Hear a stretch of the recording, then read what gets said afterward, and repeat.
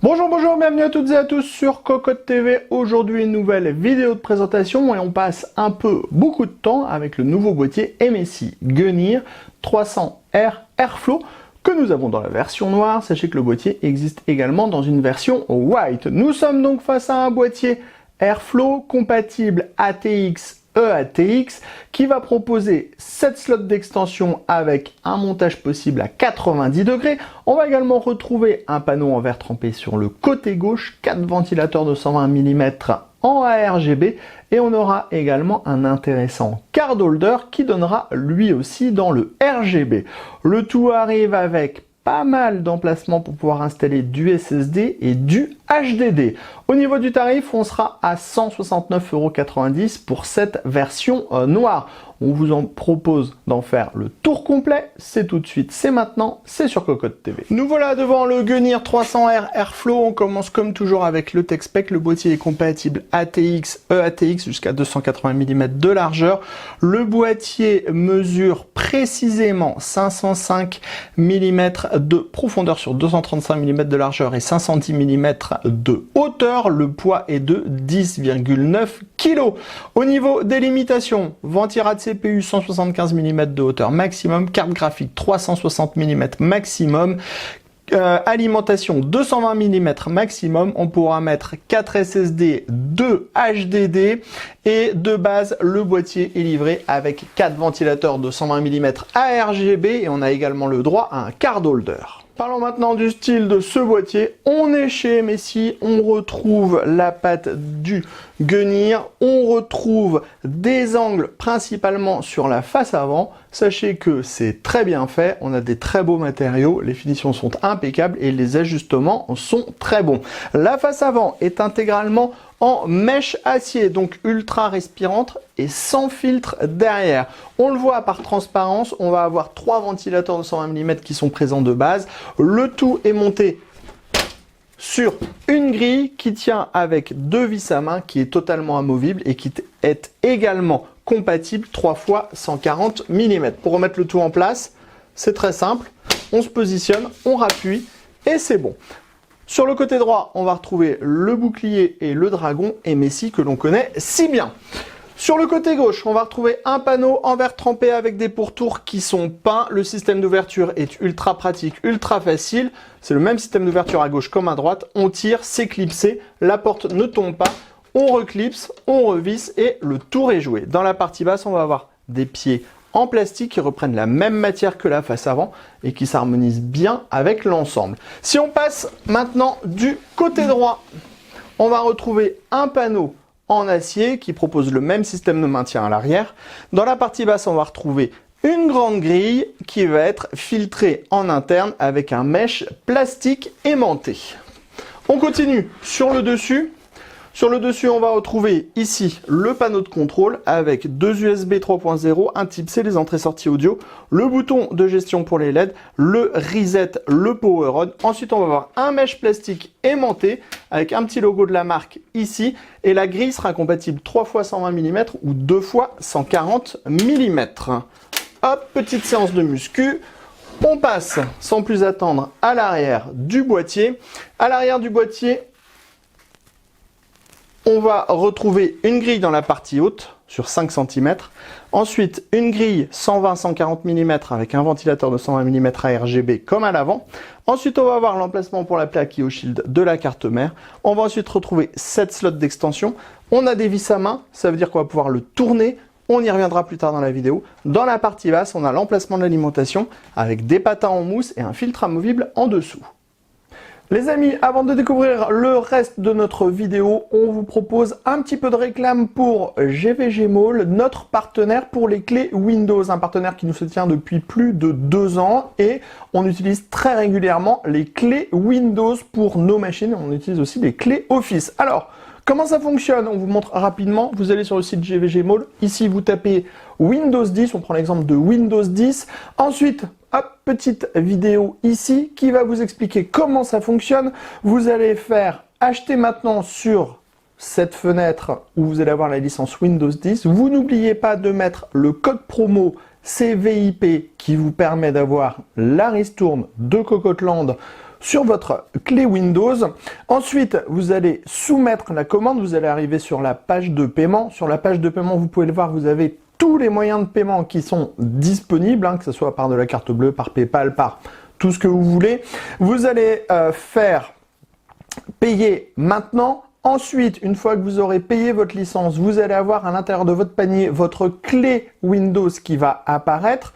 Et là, il suffit juste de copier votre clé Windows et de la mettre sur votre produit Windows 10 pour pouvoir tout simplement activer votre Windows et utiliser pleinement votre licence Windows 10. Donc, vous avez vu, 40 secondes à peu près et le tour est joué pour avoir une licence officielle pour votre PC.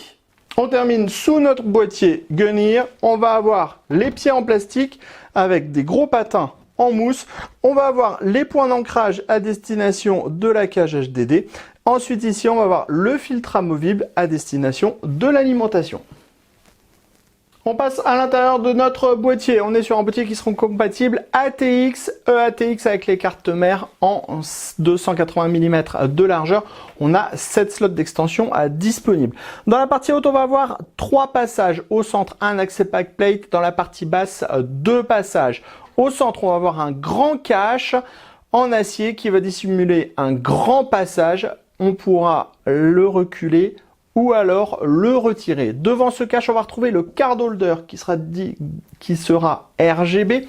On pourra l'avancer ou le reculer, le faire jouer sur la profondeur, on pourra le tourner à 90 degrés et on pourra faire les réglages complets des 2 tirettes. C'est vraiment bien pensé et vous verrez, le résultat est très sympa.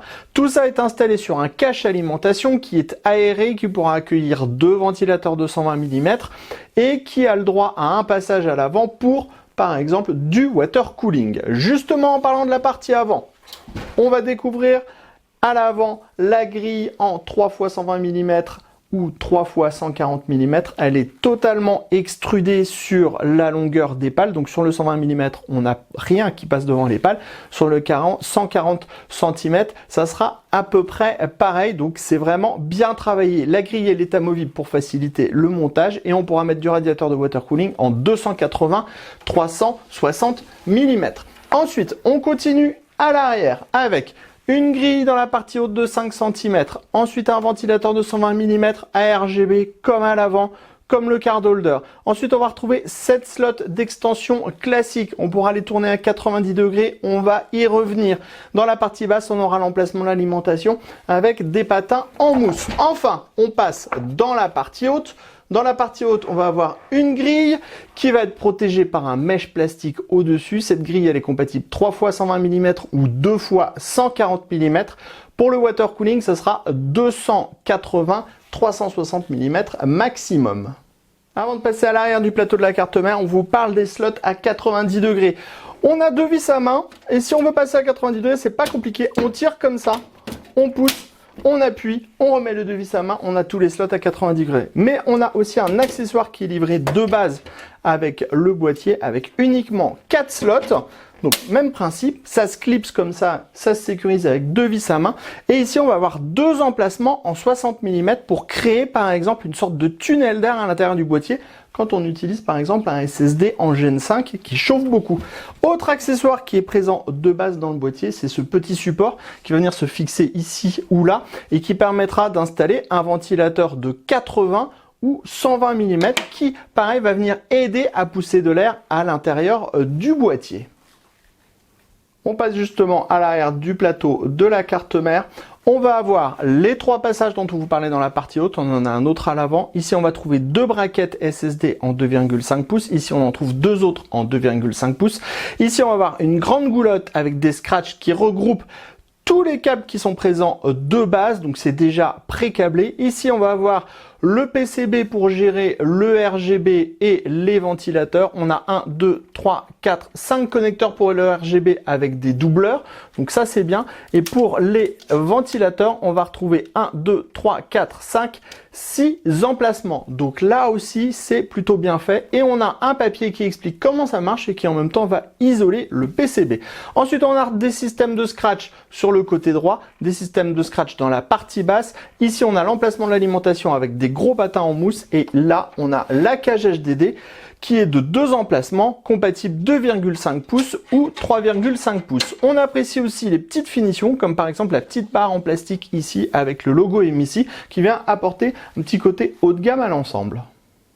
On découvre maintenant notre boîtier avec la configuration montée à l'intérieur. On est sur un montage ATX avec une carte graphique RTX 3070 Ti et comme vous pouvez le constater, on est sur un montage qui est vraiment très propre. Tout d'abord, on a beaucoup de place dans la partie haute, on a 5 cm de disponible, on a 3 passages, c'est-à-dire que même avec un Neo Water Cooling, on ne sera pas embêté.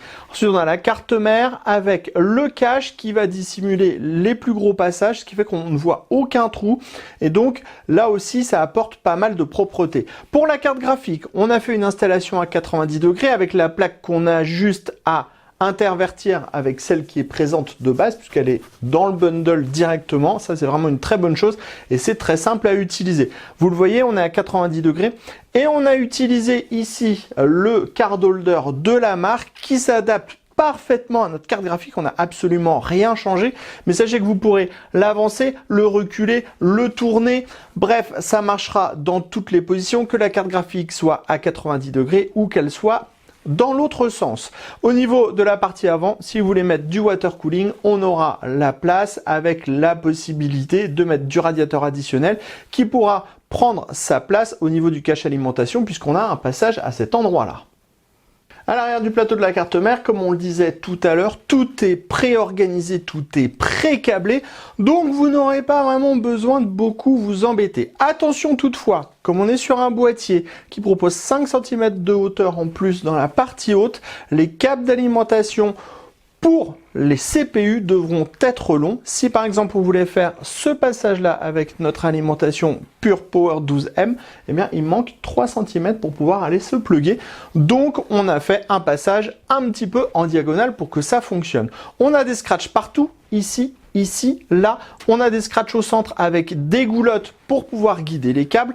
Et chose qui est assez intéressante et qui est assez bien, c'est que, comme on le disait aussi tout à l'heure, on a pas mal de place pour mettre du SSD. On pourra installer 4 SSD, on pourra les mettre à gauche ou à droite. À gauche, c'est sympa parce que ça permet d'avoir une partie bien libre au centre pour passer les câbles. Et si on veut ajouter du HDD, on aura toujours les 2 emplacements au niveau de la cage, en sachant que les 2 emplacements sont également compatibles 2,5 pouces.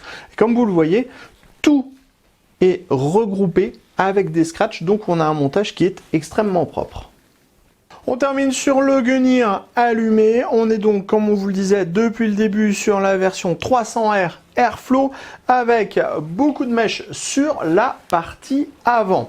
Un boîtier qui va donc apporter beaucoup d'air aux composants grâce notamment aux 4 ventilateurs qui sont présents de base. On en a 4 en 120 mm. Une fois la machine allumée, vous pouvez découvrir qu'ils sont équipés du RGB et on va également retrouver le RGB à cet endroit sur le card holder. Ensuite, pour la gestion du RGB, soit vous passerez par la carte mère, soit vous utiliserez le petit bouton ici qui vous permettra de changer rapidement et facilement les différents modes du RGB pour pouvoir changer par exemple les couleurs, passer d'un mode respirant à un mode licorne, à un mode tout ce que vous voulez, à un mode avec des lumières un petit peu moins puissantes.